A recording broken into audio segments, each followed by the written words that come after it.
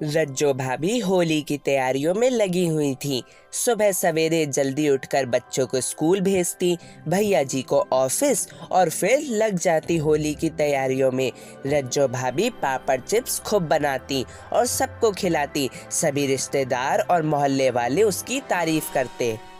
रज्जो काम में तेज थी और भैया जी एकदम आलसी। सब चीज भैया जी को उनके हाथ में चाहिए। भैया जी को कोई भी चीज सामने रखी चीज भी दिखाई नहीं देती। एक तो होली सर पर थी और दूसरे भैया जी को कोई मदद भी नहीं करानी थी। रज्जो सारे काम अकेले करती, घर के भी और घर के बाहर के भी।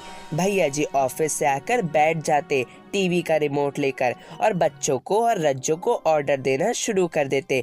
पानी दो, चाय दो, पंखा तेज करो, कभी कुछ तो कभी कुछ। रज्जो बहुत झुलझुला जाती, पर वो क्या करे। भैया जी अपनी आदत से मजबूर थे और कोई काम भी नहीं सुनते थे।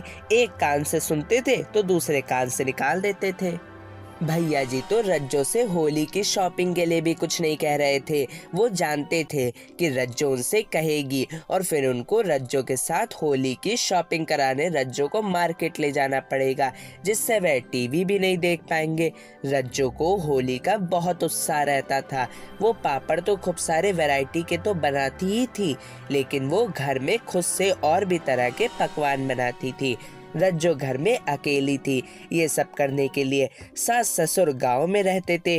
रज्जो को अकेले मेहनत करके अपने घर के लिए तो चिप्स पापड़ बनाती ही थी, पर उसको कुछ चिप्स पापड़ अपने ससुराल भी भेजने पड़ते थे, तो कुछ अपने रिश्तेदारों के यहाँ भी। रज्जो रोज पापड़ बना रही थी, कभी चावल के, कभी आलू के, तो कभी साबूदाने के भी। एक दिन रज्जो भैया जी को ऑफिस भेजकर छत पर पापड़ बनाने चली गई। भैया जी कुछ ऑफिस का पेपर घर पर ही भूल गए। गेट से जब रज्जो रज्जो आवाज दी, पर भाभी तो छत पर मोबाइल पर गाने सुनते सुनते पापड़ बना रही थीं।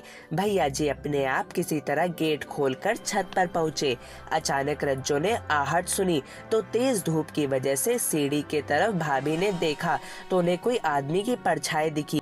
रज्जो भाभी ने घबराहट में आकर उस परछाई को झापड़ मार दिया कि ये कौन आ गया, क्योंकि तेज धूप की वजह से अचानक आंखों के आगे छाव में अंधेरा आ जाता है। रज्जो बहुत घबरा गई थी कि ये कौन आ गया। भैया जी चिल्ला पड़े, ये क्या कर रही हो रज्जो? तो रज्जो माफी मांगने लगी कि अरे आप, हम समझे कोई चोर आ गया है। आप अंदर कैसे आए? गेट कैसे खोला आपने? भैया जी बोले, हम गेट फांद कर आए हैं, जरूरी पेपर भूल गए थे, अलमारी की चाबी लेने आए हैं तुमसे। रज्जो भाग के नीचे आई और भैया जी को चाबी दी। फिर भैया जी ऑफिस चले गए। रज्जो 5-6 दिन से पापड़ बनाते बनाते थक गई थी। भैया जी ने भी मना किया, पर मानती ही नहीं रज्जो। एक दिन शाम को रज्जो अपने बनाए पापड़ तल रही थी कि भैया जी को खिलाएंगे कि कैसे बने हैं। भैया जी टीवी देख रहे थे। रज्जो भैया जी के लिए पापड़ लेकर आई तो रज्जो ने देखा भैया जी के गाल पर एक बहुत बड़ा मच्छर बैठा है। रज्जो ने घसीट के मच्छर को मारा तो भैया जी चिल्ला पड़े, अरे ये क्या कर रही हो रज्जो? आजकल तू पापड़ के चक्कर में मुझे रोज मार रही है। रज्जो घबरा गई कि वह तो सिर्फ मच्छर गाल पर बैठा था, उसको भगा रही थी। ये झापड़ कैसे लग गया? रज्जो समझ गई कि ये सब पापड़ की वजह से ही हो रहा है। रज्जो ने सोचा, मैं बेवजह इतने सारे पापड़ हर साल बनाती हूँ और थक भी जाती हूँ, कोई खाता भी नहीं है और हर साल किसी न किसी को देने ही पड़ते हैं।